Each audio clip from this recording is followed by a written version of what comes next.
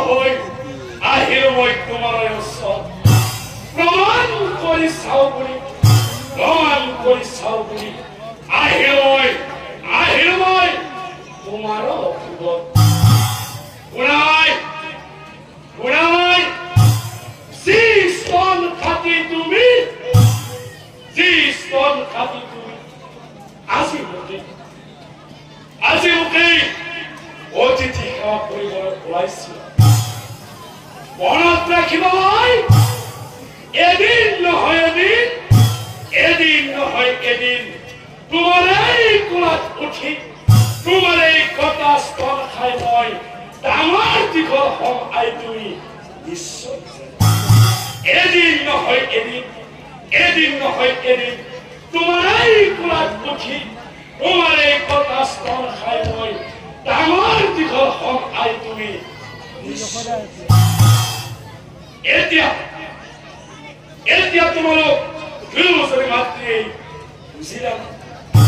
মই আজি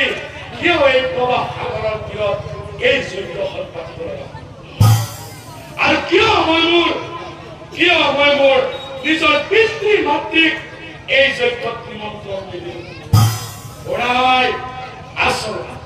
আচলতে মই তোমালোকৰ প্ৰমাণহে চালো আৰু শুনা ভাই তোমালোক আচলতে দুয়োজনীয়েই মোৰ আই কিন্তু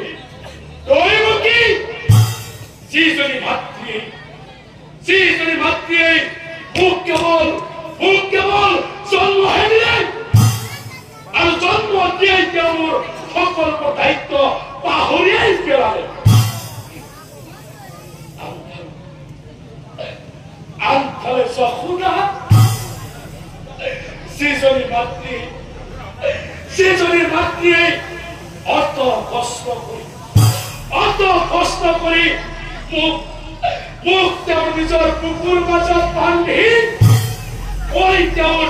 নিজৰ সন্তান নোহোৱাৰ পিছতো তেওঁ মোক নিজৰে আহাৰ খুৱাই শাসন কৰি লালন পালন কৰি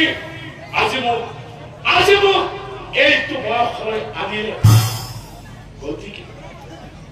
গতিকে যশোদাই হল মোৰ